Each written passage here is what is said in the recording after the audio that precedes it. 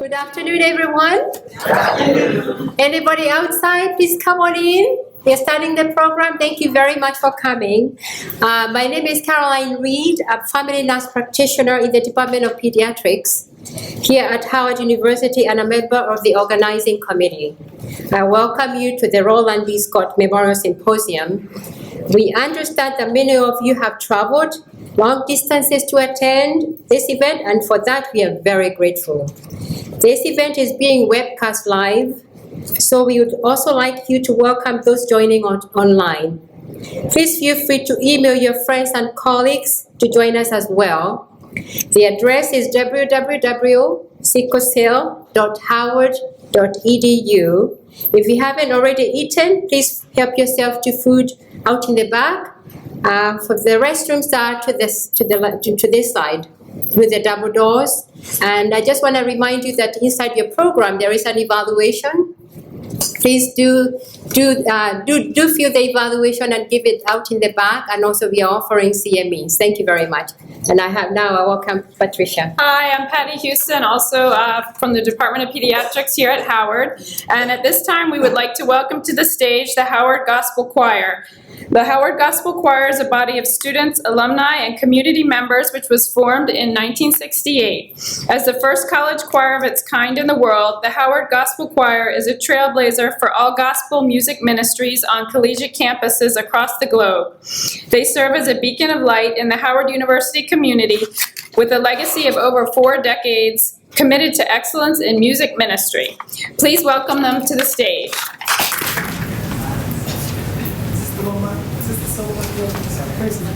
Good afternoon, everybody. How you doing? Come on, let's make some noise. We're having a good time, but I feel like we just need a little pulse check. It's a beautiful day outside. I know you might have been cooped up inside the hospital all day, but it's a beautiful day. It's a gorgeous day, and we're just so glad to be here, to be able to celebrate with you all.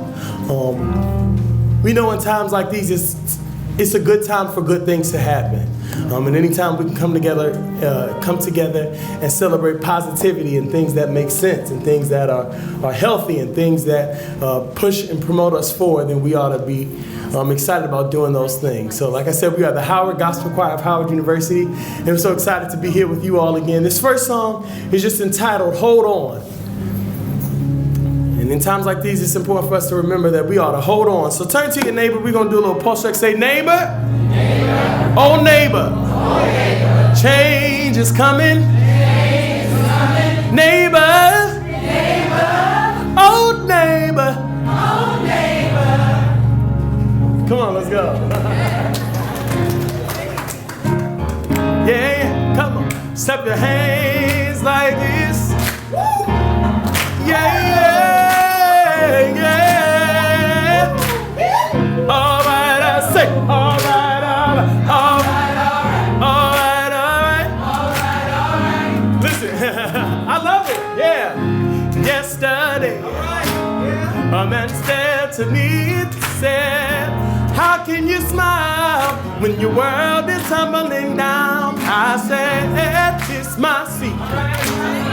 When I wanna cry, I take a look around and I see that we're getting by, and we hold on. Hold on. Change is coming. Change is coming. Hold on. Hold on. Don't worry about a thing. I just hold on. Hold on. 'Cause we're gonna make it. You can make it. Hold on. Hold on. Everything will be alright. Some people like to worry. Some people like to hide. Some people like to run away from the pain inside. Now it's your business. Now it's your business. Do whatever you want to do. Whatever you want to do. And if it don't work out, here's what you ought to do.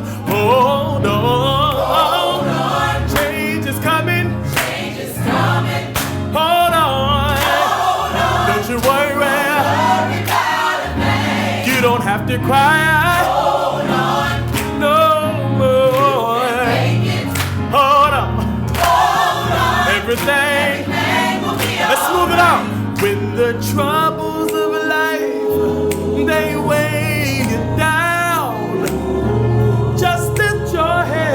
love, you got it? Yeah. When the love you seek, when it gets hard to find, just be strong, keep the faith, lift your head up and hold on. No change is coming. It might look hard sometimes. It might look bad sometimes. It might get rough sometimes. But we're gonna make it. Hold on. Everything. You say la la. La la.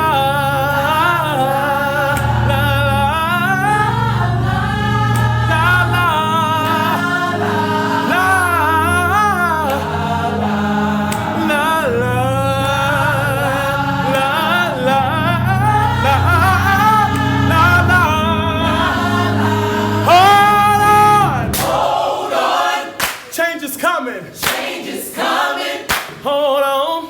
Don't you worry. About a thing. My brother, be strong. Hold on. My sister, stay strong. You can make it. We can hold on. Yeah. Everything will be alright. All over our country. Hold on. All over this world. Change is coming. Change is coming. Hold on. Our change is coming.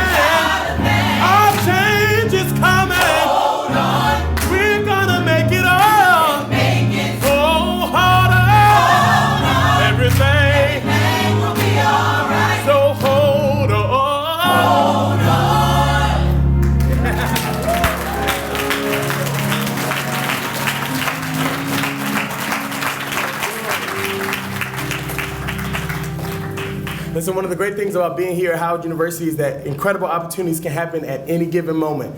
How many people have had something great happen while they were associated here with Howard University? Good, very good. And the only reason why I asked for us to put our hands all the way up is so we can testify to the people around us. You know, when it's like this, it's like, oh yeah, maybe something kind of cool happened.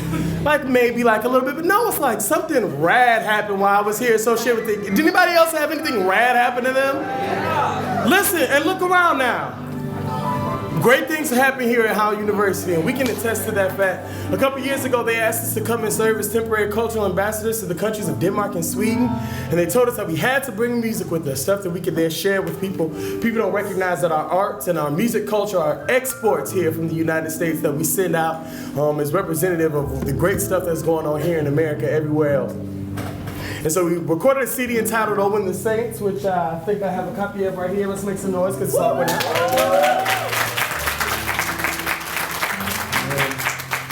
right before we leave, we'll definitely make sure that we have one of these out. But we would love for you to stay connected with us.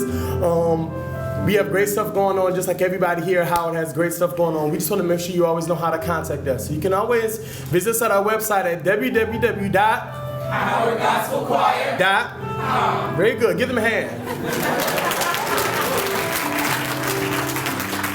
You can always visit us on our Facebook group at facebook.com/Howard Gospel Choir. Who taught them that? Give them another round of applause.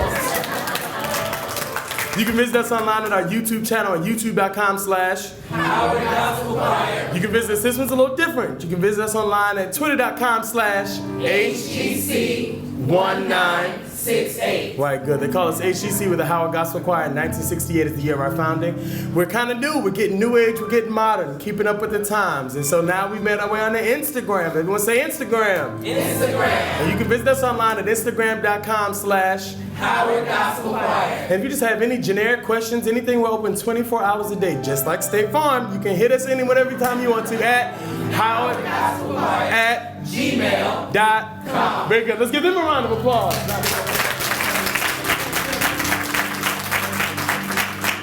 This is Did My Lord Deliver Daniel?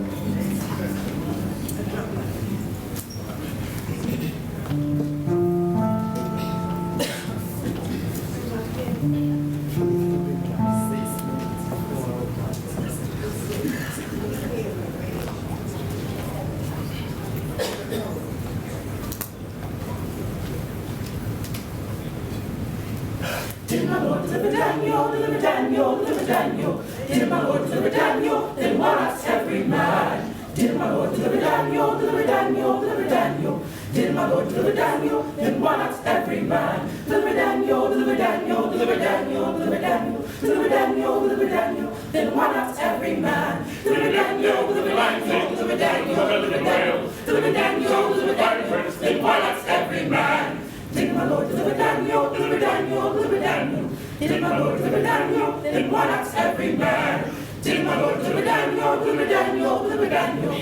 Did my Lord deliver Daniel? Then why not every man? Deliver Daniel, deliver Daniel, deliver Daniel, deliver Daniel, deliver Daniel, deliver Daniel. Then why not every man? Deliver Daniel, deliver Daniel, deliver Daniel, deliver Daniel, deliver Daniel, deliver Daniel. Then why not every man? Daniel, deliver Daniel, Daniel, deliver Daniel, Daniel, deliver Daniel. Why not every man? Daniel, deliver Daniel, Daniel, deliver Daniel, Daniel, deliver Daniel. Why not every man? Deliver Daniel, deliver Daniel, deliver Daniel, deliver Daniel, deliver Daniel, deliver Daniel, deliver Daniel, deliver Daniel, deliver Did my Lord deliver Daniel, deliver Daniel, deliver Daniel? Did my Lord deliver Daniel? Then why not every man?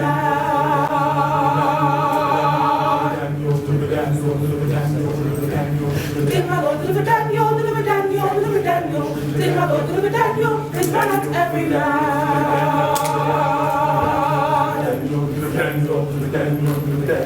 Did my Lord deliver Daniel, deliver Daniel, deliver Daniel?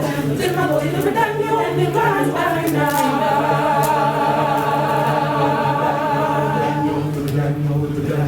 Did my Lord deliver Daniel, deliver Daniel, deliver Daniel? Did my Lord deliver Daniel? Then why not every man?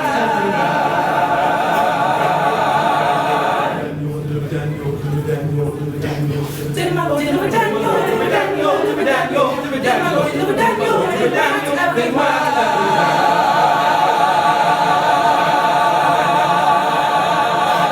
Did my Lord deliver Daniel, deliver Daniel, deliver Daniel?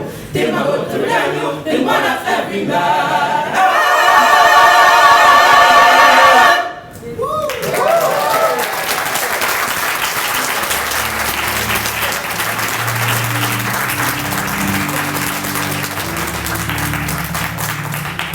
Listen, for those of you who don't know, the term gospel means good news. And so with that, we love having, whenever we have an opportunity to go out and be able to share this good news with anybody. I mean, it comes in a lot of different forms. They call us to do a lot of different types of engagements. And we always want to share. The message is the same.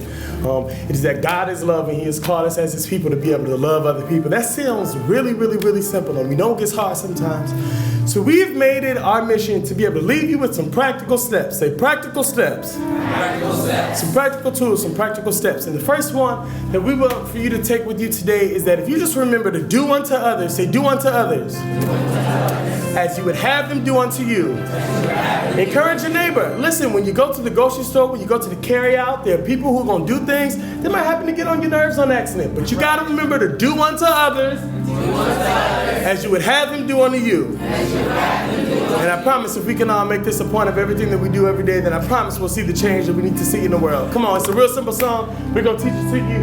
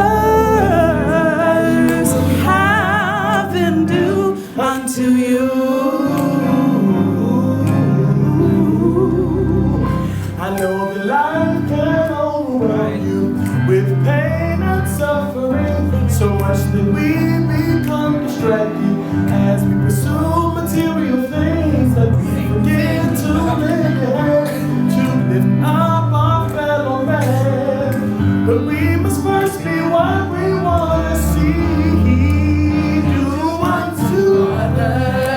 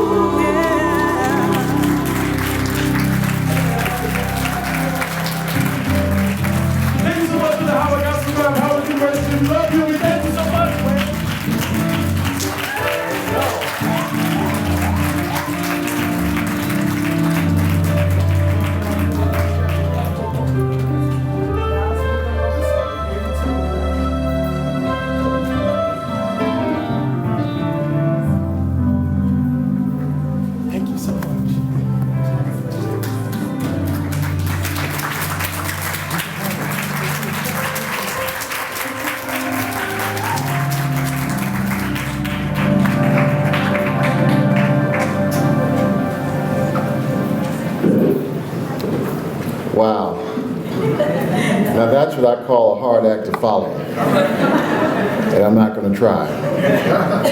My name is Joseph Wright. I'm the chairman of pediatrics and child health here at the Howard University College of Medicine. And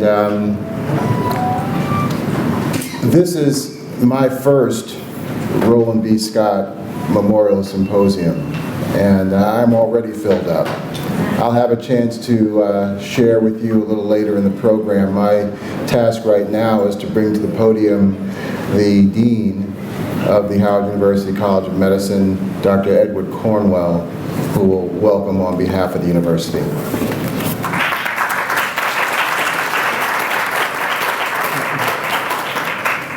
Thank you, Howard Gospel Choir. They always inspire me. We should give them another hand. Thank you. They said there's a sweet, sweet spirit in this place, but there wouldn't be a spirit in this place if I tried to sing like when they put some changes are coming. The change that would be coming is the people in this room. People are running out the door. So I just lipped the words and act like I was singing when they pointed to us.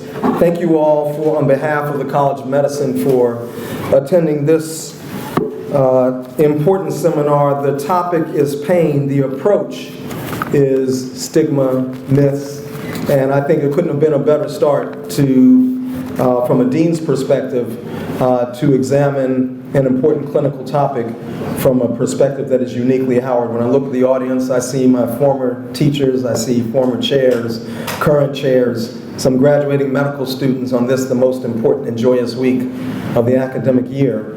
And you should be proud of your medical school that is right at the top of the list when we rank schools on the basis of cultural sensitivity, addressing of the important issue of outcome disparities, and trying to figure out the many different non-clinical ways, socioeconomic and cultural ways that different patients have different responses to different clinical challenges, and the addressing pain is right up along that pathway. So I congratulate you, Chairman Wright, Dr. Rana, ladies and gentlemen who have put so much work together to organize this. And for those of you who are sitting in the audience on this beautiful day to come address it, congratulations on your topic. Congratulations on a series, a history of funded investigation and inquiry around various clinical topics that are important to all of us. Have a great conference. I look forward to seeing a lot of these faces over the next 72 hours. It's a great week. You're off to a great start. Have a great day. Thanks for having me.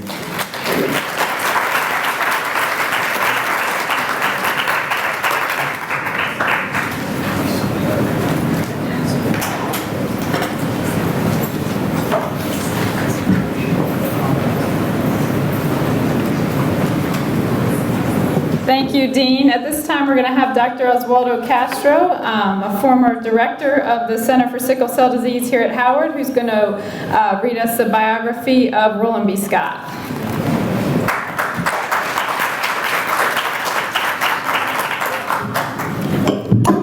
Thank you very much, Patty. And remember, the gospel choir director had said something good happening at Howard?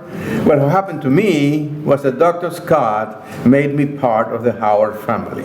He was my mentor, my friend, and I will be always grateful for him for that. So it is a great privilege to read this very short bio. Dr. Roland B. Scott was the chairman of the Department of Pediatrics at Howard when he was established in 1949. Dr. Scott had his lifelong dedication to individuals with sickle cell disease.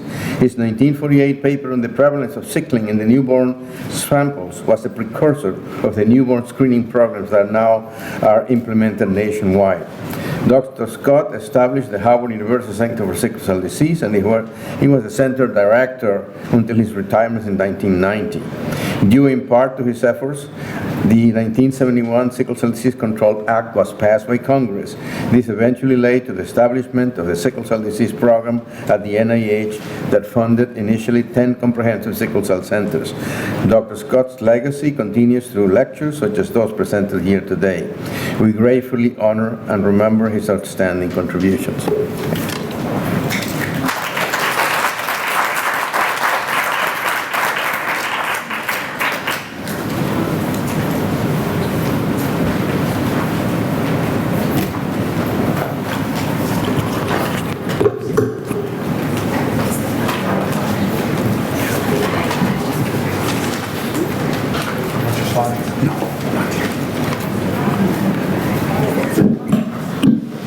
Good afternoon, everybody. It's my distinct pleasure to give Lifetime Achievement Award, and the recipient today is the Rainey Professor of Pediatric Hematology and Chief of Division of Pediatric Hematology since 1997 at Johns Hopkins. He's been a major player in the design of several critical clinical trials for treatment of sickle cell disease, including Baby Hug, SIT, STOP2, and the EPIC trial. He is currently the PI of NHLBI-funded PREVENT study that is for hydroxyurea to prevent CNS complication of sickle cell disease in children. I first met him in Philadelphia, I think it was 1999 or year 2000, and we were working on a consensus development for guidelines for management of complication of sickle cell disease. And I was very impressed the first time I met him, and over the last 15, 16 years, I've worked very closely with him on several clinical trials, especially Baby Hug. His insight, his wisdom, and dedication come through whenever we have worked together. He's been committed to developing interventions to improve the care and life of patients with sickle cell disease. He's a true leader who has trained hundreds of pediatricians and pediatric hematologists. He supervises the K-12 Career Development Program, and 3 of his current 4 K-12 recipients are minorities. 2 of the 9 faculty members in Pediatric Hematology Division at Johns Hopkins are minorities. So I'm honored to present this year's Lifetime Achievement Award to a true scholar, researcher, clinician, and leader, and a wonderful human being and a friend, Dr. Jim Casella.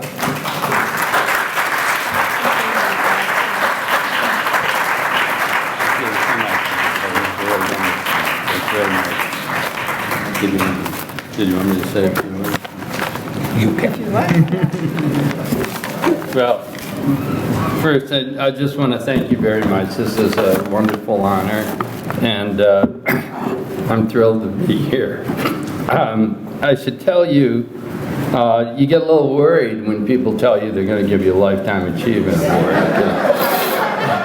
You start wondering whether your life is really over now, or whether I've achieved everything that I'm going to achieve. But I just want to say just a couple of words, which is, I spent the first 17 years of my life being a basic scientist, working in a clinical department, and I loved what I did, and it got me promoted to professor at Hopkins. And then I became a division chief, and it made me look around and say, what do we do? What do I need to do to make things better around here? And it was at that point that I started doing clinical research. They're 2 very different things, but they're interconnected. And what happened was we started working with wonderful people like Sohail and the other people in Baby Hug. And what you realize really quickly is that we can accomplish a whole lot more together than we can by individually working. The gospel you just heard was beautiful, but one of those people singing is only so beautiful. All of them singing together takes it to a new level. That's what clinical research is about. It's about people subjugating their own personalities a little bit, getting together. Everybody doesn't get the credit they deserve, but what comes out of it is wonderful. And that's what an academic community is about. And looking back now, having spent an equal amount of time being a division chief and being a solo scientist, I'm much prouder of the fact that I've gotten to work with people like Sohail, the other people in Baby Hug, other studies, than I am of those individual accomplishments, which got me a lot. And I just want to thank my wife who's here, because behind every accomplishment there's thousands of people who make that happen. And it's not just my wife, it's everybody in my division, everybody I've had the privilege to have a small part in leading. And some of those trainees are in the room right now, like Dr. DeBarge. But anyway, thank you very, very much from the bottom of my heart. This means a great deal to me. and I'm looking forward to a very exciting symposium.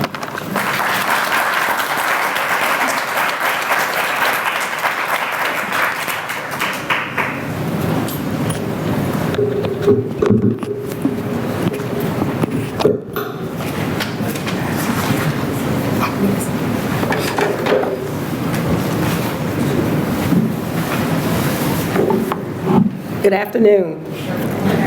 My name is Cynthia Gibson, and I'm the family advocate for the DC GAPS Project for Pediatric Sickle Cell Patients here at Howard University. Nicholas is being recognized today because of his recent passing and his attitude about living with sickle cell. He was compliant with taking his medications and keeping his appointments.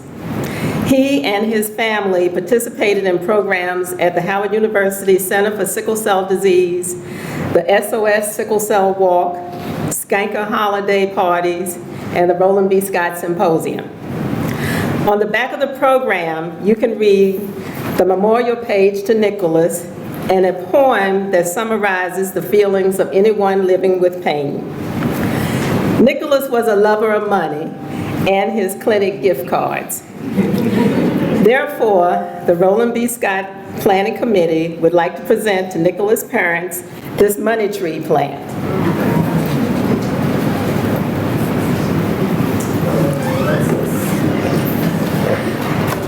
This plant symbolizes luck and prosperity.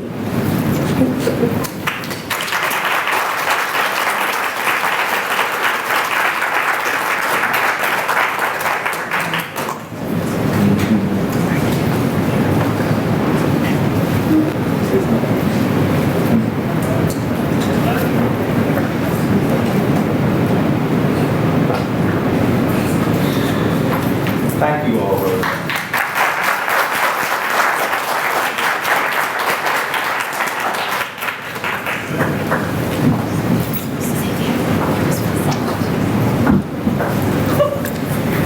Sorry about that. At this time, I would like to invite Dr. Sohail Rana to the stage. Dr. Rana is a professor in the Department of Pediatrics and the Director of Pediatric Hematology at Howard University Hospital. He has been caring for patients with sickle cell disease at Howard University for more than 30 years. He is a director of the Roland B. Scott Symposium, and he will outline the purpose and objectives of this conference. Thank you, Dr. Rana. Just got to put my slides on. Sit down. A stick or Oh, no, he. Oh, yes.